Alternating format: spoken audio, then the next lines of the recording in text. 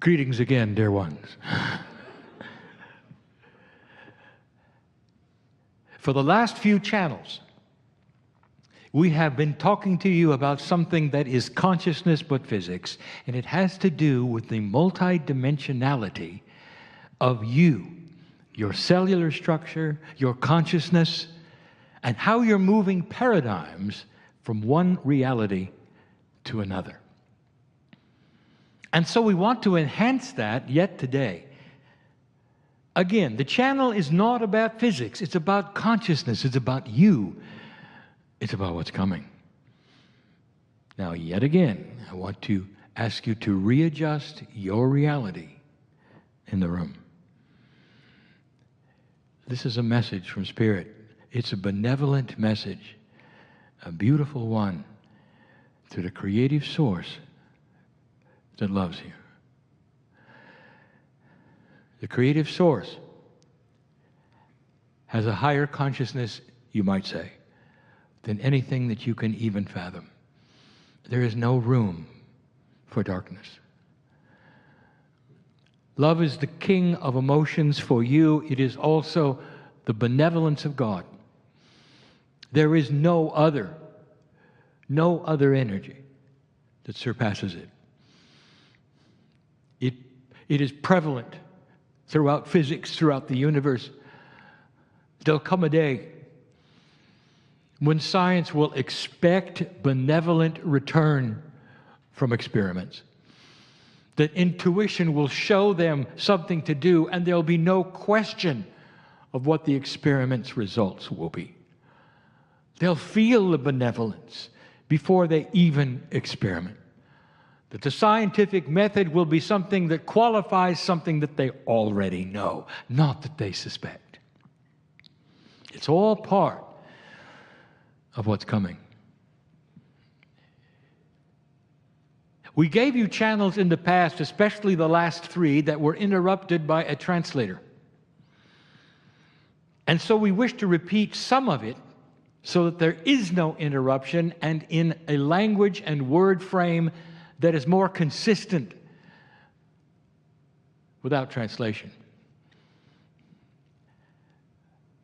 I want to talk about one of your famous scientists. Once again, it's Einstein. Einstein actually quarreled with quantum physicists in later years. Einstein did not believe in potentials.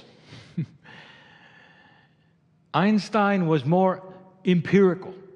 And yet, I am telling you that this man was the first quantum physicist. And we do this by saying what he did was to show you that something you thought was absolutely steady and empirical and would not be changeable was changeable. So in physics, especially that which you walk around in and call reality, there are certain things that behave certain ways, and they're not changeable. They can't be. It wouldn't be your reality if they changed. And Einstein came along and showed you one of the most stable things that you believe planetarily was changeable. When Einstein showed his theory of relativity, it was about time. It was about something so empirical, so steady for you, that you can measure time by the nanosecond. You've worked out ways of cutting time so that it is so precise, you know by the absolute piece of it what time it is. Because it never changes.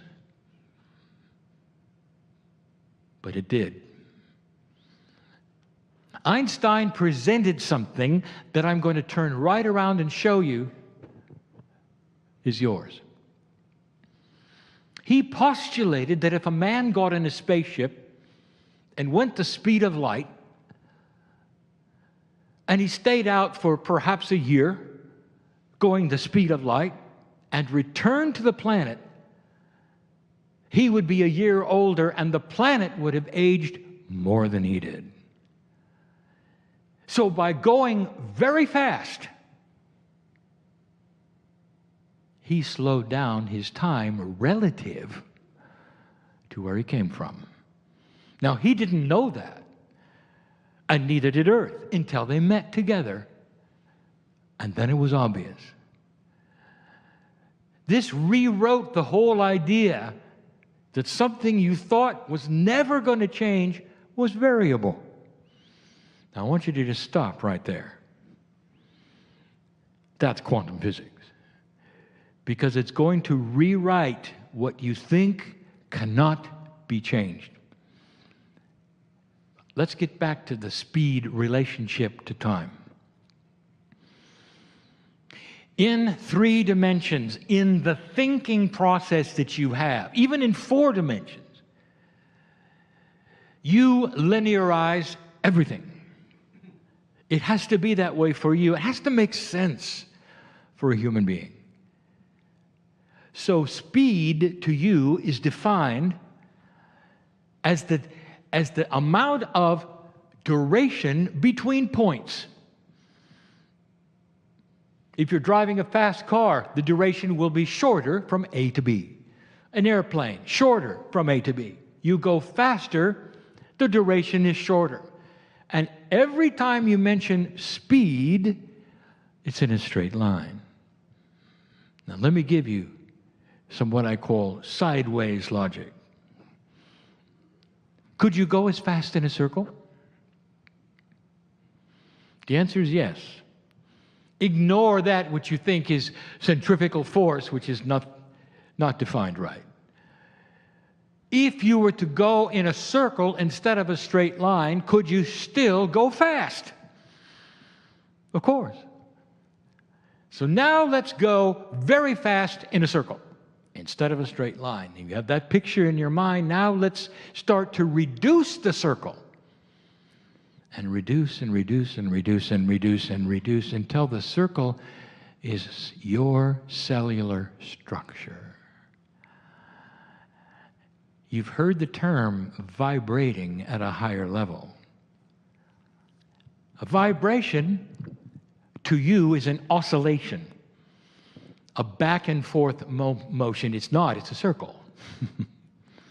You are vibrating in a circle, and in this energy becoming multidimensional, your cellular structure is speeding up.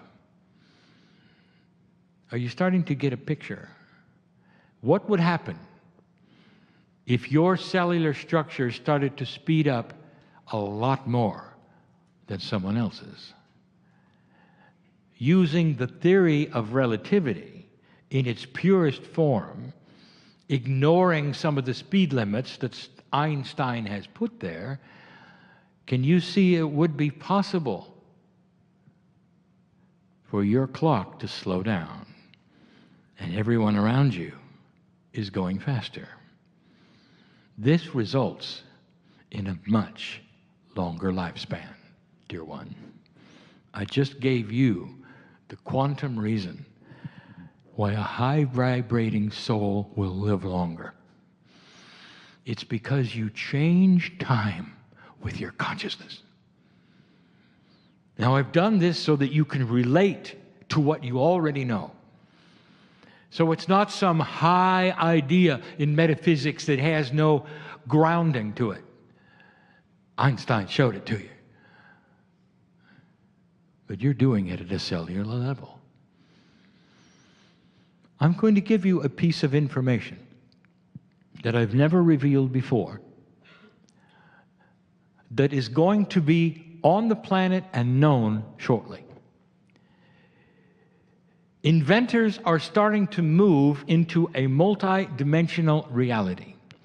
Even if they don't know it, they're starting to use some principles that are multi-dimensional.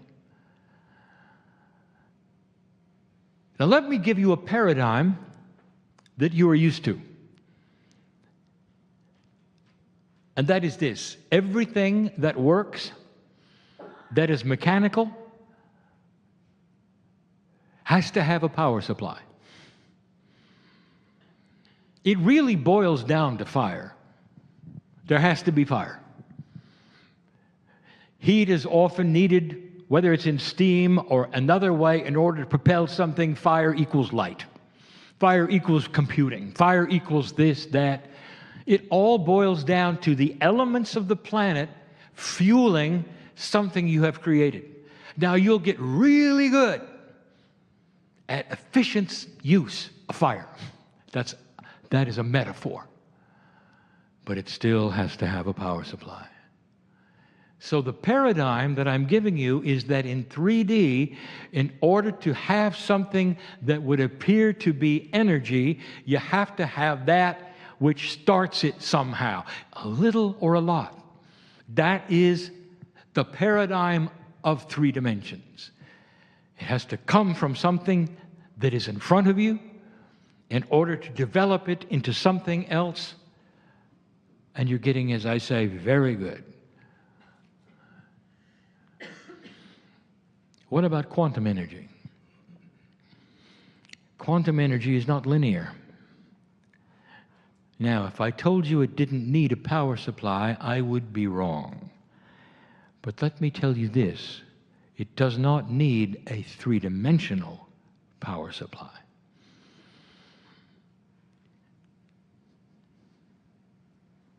Here is an axiom that the quantum physicists and inventors will know. In order to have quantum energy, to work with it, to develop it, to use it, there has to be a quantum source. Period. You cannot create quantum energy or build anything using it without a source that is similar of quantumness. Let me define the word quantum. As we use it today, it means multidimensional. It is not the standard definition of quantum as physics would have. We are using it differently. It means multidimensional. Multidimensional energy of any form that is developed on this planet must have a multidimensional source. They're even going to call it a push-pull energy. Because when they realize the dynamics of multidimensionality, it's going to work in a push-pull way. In linearity, one power supply simply pushes in one direction to fuel something that then does something. There's no push-pull. The closest push-pull energy you have was developed through a quantum mind called alternating current. And that is push-pull. If there's an engineer in the room, you will chuckle because you know I'm right. You look at the phase relationships of alternating current, and it's push-pull. Tesla knew about this, and it wasn't time. A quantum energy needs a quantum source. Now, before we go to the next step, where would you get a quantum energy? Do you know there are quantum biologists? If there are quantum biologists, that tells you something about your biology. What if it were quantum? There are quantum sources all over the planet. Some of the biggest, the absolute largest energies on this planet sit there and look at you and work 24/7, and they're quantum. Gravity is quantum. Magnetics is quantum. Light is quantum. The sources of quantum energy and development are with those 3. Plus 1, you. If you have a quantum biology, that means that you can do quantum things. The source is inside your DNA. Now, this is what has created the ability for you to vibrate faster with consciousness.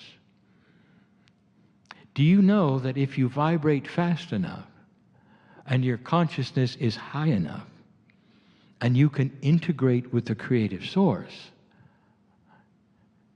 what happens? Your DNA starts to work at a very efficient level. You go past 44, 55, you get into 80s and 90s. And this now will explain something very controversial. The masters of this planet had vibrating DNA in the 90s, and they controlled physics. They could change one thing into another. They could work with life force. They could make massless objects. And they can do it because they are one with that which is around them, with a fast, high vibrating DNA. The quantum engine is already there inside you, and this explains why this new energy and the magnetic field is able to allow you to go further than you've ever gone before. A quantum engine, which is your biology, will create quantum thought, higher thinking inventions, because you think out of 3D. Many of you will outlive your families. There'll come a time when humanity looks at the few who are outliving the many. And you will again face the objection that you're using magic, not understanding that what you're using is the love of God. It's always been there. This is just one of many things that we'd love to share more with you. But if I wanted to summarize this portion of the message, it would be this. Everything that you wish to accomplish personally within you can be done using a quantum engine that is already in place and waiting to be started.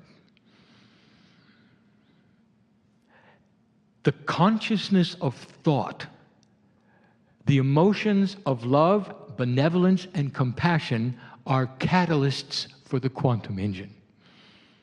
Would you like me to say that again? The attributes of love, compassion, and benevolence are the catalysts for the quantum engine. That's what starts it. Fear will stop it.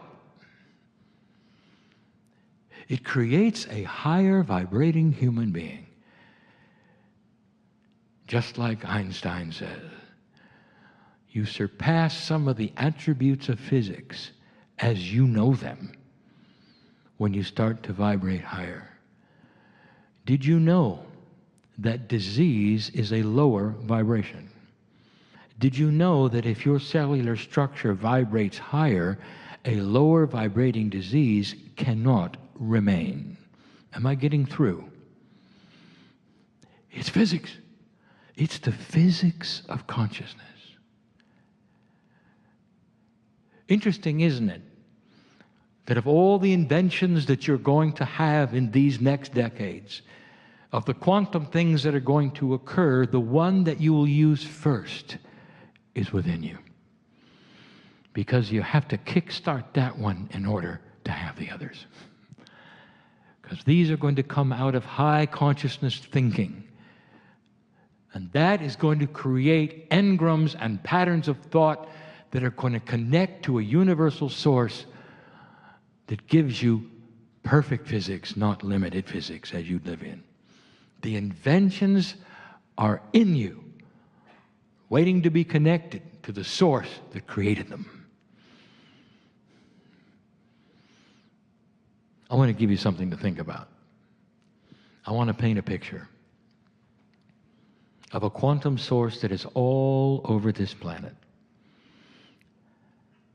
Einstein showed you you could change time. It was basic. It's been proven. I'm going to tell you something. In real physics, not limited physics, not 3D physics, in real physics, are you ready? everything can be changed. It's a complete, beautiful, variable system that you can change. When you learn about what it is and how to use it, and you develop the inventions and the machinery, if we can use that word, you will also have some other revelations. Machinery could be partly biological. I'm going to leave that alone. But here's what I want to tell you. What do physicists tell you about matter? They tell you it's mostly space. It's empty. I have two examples I want to give you that are outside of the box of your limited physics. Here you have a rock, and the rock weighs a certain amount. It always weighs that. Of course it does. You can't change that. The rock is the rock. What if I told you you could change that? If you go inside a rock at the atomic level, it's mostly space. That means there's plenty of room to change the density that makes the rock weigh what it does. Dear ones, why does gold and lead for a certain size weigh more than basalt or some other light rock or a sponge? And the answer is density. So if you can molecularly, atomically change the density of the rock, you can change what it weighs. Now, if the rock is mostly space, you've got plenty of room, if you knew how to do it. By the way, Tesla did.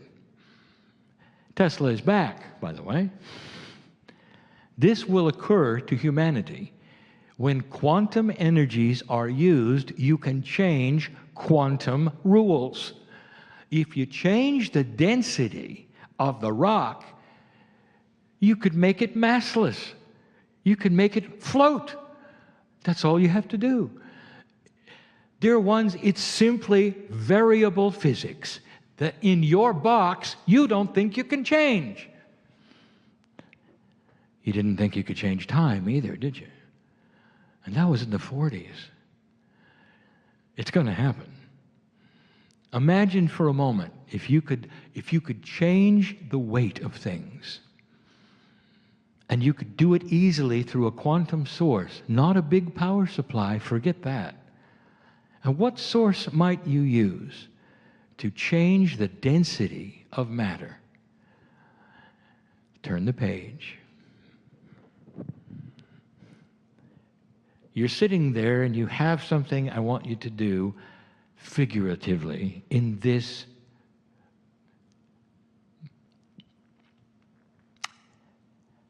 example.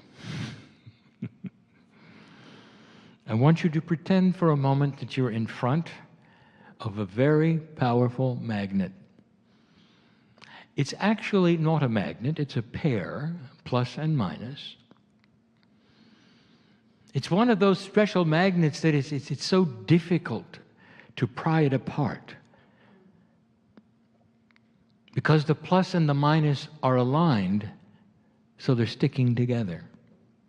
It's not very big either. In fact, it's not even 2 inches. It's small. There's no power supply. It's simply two magnets that are known to be extremely strong. They're dense. They have properties of magnetism highest on the planet ever discovered, and they're sticking together. They're small. Your job is to pull them apart. So you begin. You grasp them and you stop for a moment, realizing they're not going to come apart easily. So you take a stance of a weightlifter. You bend down. You get your muscles prepared. You grab each part and you start to pull. And it's tough. It's not coming apart. They're stuck together through a magnetism that is so strong. You know, if you slide them slightly to one way or another, they might come apart. You have to be careful. If they come apart and you get your finger in between, you'll squash it. And you start to sweat. Now you're extending energy. You're expending energy. You're extending your consciousness to everything you can to pull these parts from one another. Now I want you to freeze frame that for a moment. I want you to get that picture firmly in your mind. You're doing everything you can. You're breathing hard. You're huffing and puffing. You're sweating. The magnet will eventually come apart with the force that you're using as a human being. But I want you to freeze frame it. Because this, my friend, is the difference between 3D energy and quantum. The human being is a machine that's 3D. In this particular example, trying everything it can through force to pull something apart. If you do it long enough, you'll get tired. If you do it long enough, you're going to need fuel. You're going to need to eat something in order to sustain your life, so you can use your muscles, so you can continue to pull apart this magnet. If it were life and death, that you had to pull it apart to survive, you'd also add anxiety. Then you'd have to eat more. Now let's turn over and look at what the magnet is doing. Nothing. What kind of force is 24/7? The magnet has incredible power. So much so you're sweating to try to pull it apart. And it's doing nothing. It's just sitting there. Long after you're tired, it's still powerful. Dear ones, long after you're dead, it's still there. It's still powerful. Never ending. It doesn't need to be fed. It's forever. How can you explain that? What kind of a power is there? There's no power supply. There's no electricity. Only magnetism. I just gave you the key for massless objects. It's going to come from a quantum source. The quantum source will be magnetism. Magnets get their power from a quantum source that does not appear to be on the planet. It's everywhere. It's part of the ethers of the heliosphere of the sun. It is part of the ever-present ethos of the space between atomic structure. Magnetism and the power of it comes from a source that you cannot explain because it's not linear. How many physicists have looked at the power of magnets and scratched their head? You know how to use them, you have no idea where the source is coming from. And you huff and you puff, and you use all of that 3D energy that has to be fueled in order to pull them apart or push them, and they're forever. And they don't care, and they don't get tired. Welcome to the future. There is so much energy available without a 3D power supply. And this will be the new frontier. When you can do these kinds of things and not weaponize them, that's high consciousness. It's coming.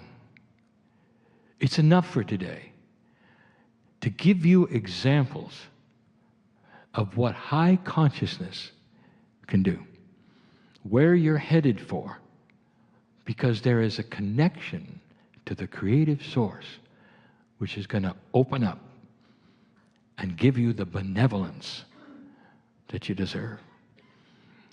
These things will not be given completely while the earth is in its current state of unbalance. These things will clear, and the unbalance will become less, and you will feel it, and you will know it, and there'll come a day when there's very, very little killing on this planet and much more understanding on this planet. And when you can see that, it will simply open the frontiers of physics. And like the magnet that is forever, it will create for you food and water and power and even youthing. That's enough. You're in the forerunners of all of it, all of it.